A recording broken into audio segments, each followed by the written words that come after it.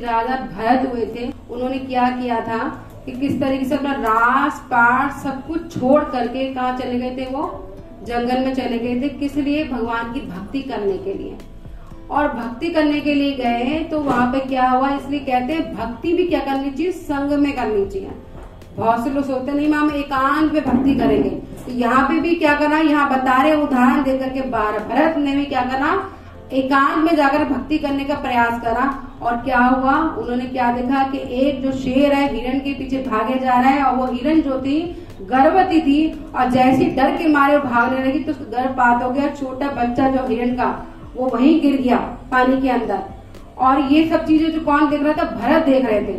और इस तरीके से दया आई और उसने क्या, उसका लाला पालन करना शुरू करा। अब उनका कर्तव्य ये था कि उसको क्या करना चाहिए था, लाला पालन करके उसको उसके समाज में छोड़ देना चाहिए था। लेकिन उनको क्या हो गया, उससे मोह हो गया कि मैं कहीं इसे छोड़ दूंगा तो कहीं शेर और खाना जाए, और उन्हें आसक्ति हो गई। और एक दिन किसी वैसे उसे मिली नहीं, वो कहीं खो गई, तो उसको चिंतन करते करते करते करते उनको मृत्यु प्राप्त हो गई। और अगला जीवन क्या मिला उनको, हिरण का मिला, हिरण का मिला। इसलिए कहते हैं अंत समय में जो आप चिंतन करेंगे वैसे ही आपको अगला जीवन मिलेगा। इसलिए आप सोच लीजिए पूरे दिन आपका चिंतन क्या है। पूरे टाइम अगर हम बिजनेस का चिंतन कर रहे हैं, पूरे टाइम हम मकान का चिंतन कर रहे हैं, पूरे टाइम हम लोग जो भी किसी चीज का चिंतन कर रहे हैं, तो सोच लीजिए अगला जीवन हमारा क्या होने वाला है। जो भगवान का चिंतन कर रहे हैं वो भगवत धाम जाएंगे। तो इसलिए बताया गया है कि चिंतन तुम्हारा क्या होना चाहिए। तो यहाँ पर जो हुआ है उसका अगला जीवन जो हुआ वो हिरण का हुआ चिंतन उसका, क्योंकि क्या करा उसने, हिरण का चिंतन करा तो हिरण का जन्म हुआ। और उसके बाद लेकिन उन्हें भक्ति की थी तो उसको स्मरण रहा सब कुछ कि मैं, तो क्या करते थे, हिरण के योनि में होकर के वो साधु संघों का संग करते थे। तो उसमें उनकी क्या हुआ, फिर इस तरह मुक्ति हुई उनकी। और फिर तीसरा जन्म जो मिला उनको जड़ भरत का मिला। जो जड़ भरत का आप कथा सुनते होंगे ना, उसमें क्या करते थे, जड़ भरत बन करके वो क्या करते थे, बेवकूफ बन के रहते थे। तो हमें भी ये बताया गया है कि वैसे तुम भगवान की भक्ति करो, बेवकूफ बन के रहो संसार। लेकिन हम तो क्या सोचते हैं, लीडर बन के, इंटेलिजेंट बन करके, नहीं भी कुछ आता होगा ना तो भी पप्पा पप्पा करेंगे।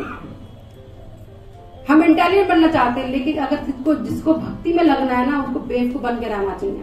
तो यहाँ पे जड़ भरत ने कहा कि बेवकूफ बन के रहते थे। ऐसे जो गौर किशोर बाबा जो थे ना, तो दुनिया के सामने जो स्वयं जो उसमें आते हैं, हमारी परंपरा के अंदर आते हैं गौर किशोर बाबा, क्या करते थे कि दूसरों से कहते हैं इस संसार के लोगों के विषय शक्ति से बचने के लिए क्या करना चाहिए, मुझे कहाँ बैठना चाहिए, टॉयलेट में बैठते थे जाकर के और वहां पे जाप करते थे।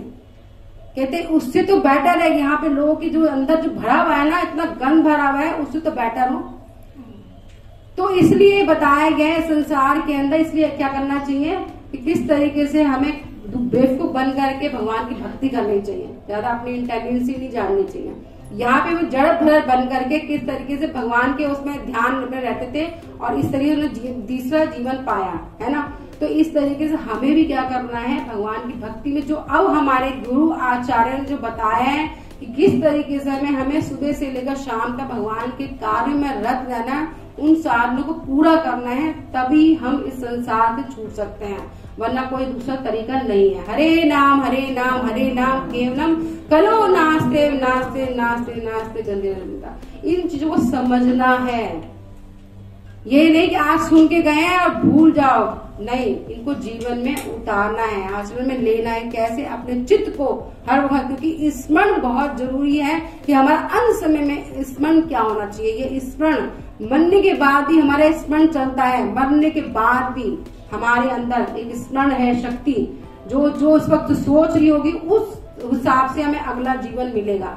इसलिए आपका चिंतन, इसलिए कहते हैं ना, जैसे कि आप रास्ते में जा रहे हैं, आप गाड़ी बैठे और सामने से ट्रक आ जाए तो आपके मुंह से बोलता है ओह शिट, और जैसे अगर आप बोलो शिट और सुअर की योनि, अब अगर बोलेंगे हरे कृष्णा तो क्या होगा, बोलो वृंदावन धाम। तो चिंतन किस चीज का है, जिस चीज का चिंतन करेंगे उसी में क्या होगा, आपका स्मरण रहेगा, और स्मरण रहेगा तो ऐसे ही आपको अगली गति मिलेगी। तो ये स्मरण क्या होना चाहिए, ये पूरे दिन देखिए, हर वक्त आपका पूरे टाइम पर प्रभुपाद जी का ये चलता रहना चाहिए, हरे कृष्णा कृष्णा कृष्णा हरे हरे, हरे राम राम राम हरे हरे। रात को जब आप सो भी जाते तो ये इंद्री खुली रहती है, ये सुनती है, ये आत्मा सुन रही होती है, तब भी क्या चल रहा होता है, हरे कृष्णा कृष्णा कृष्णा हरे हरे, हरे राम राम राम हरे। ये इंद्री खुली रहती है, इसलिए 24 घंटे क्या होता है, हमारा चिंतन होता है हरे कृष्ण महामंत्र का। तो ये प्रयास से, अभ्यास से, प्रैक्टिस से ये हो सकता है। तो बहुत मुश्किल है, बहुत टफ है, पता नहीं कितने जन्म और लगाने पड़ेंगे तब भगवत धाम प्राप्त होगा, है ना। तो ये प्रयास कीजिए इस चीज का। बोलिए हरे कृष्णा।